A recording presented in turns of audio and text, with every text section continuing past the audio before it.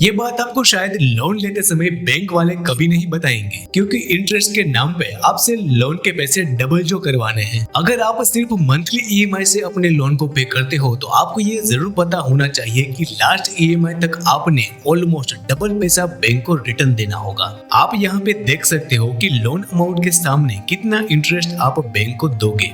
अब इस तरह से आपकी लोन कभी जल्दी खत्म ही नहीं होगी, क्योंकि आपने इस वाले तरीके के बारे में कभी सोचा ही नहीं होगा, क्योंकि ज्यादातर लोन एक ही तरीके से काम करती है, यानी 70% इंटरेस्ट में जाता है और सिर्फ 30% लोन प्रिंसिपल में। ऑलमोस्ट जितना लोन लिया था उतना ही लोन की ईएमआई भरते भरते आप इंटरेस्ट चुका दोगे। अब मैं आपको इसका रामबाण इलाज बताता हूँ। आपको हर साल सिर्फ 10% प्रीपेमेंट करनी है, यानी अगर आपका 10 लाख रुपए का लोन है तो हर साल 1 लाख रुपए एक्स्ट्रा डाल दो। अब इससे होगा क्या कि आपकी लोन 3 से 4 साल पहले ही खत्म हो जाएगी और लगभग 60% इंटरेस्ट यानी 4 से 6 लाख रुपए आप इंटरेस्ट में जाने से बचा लोगे।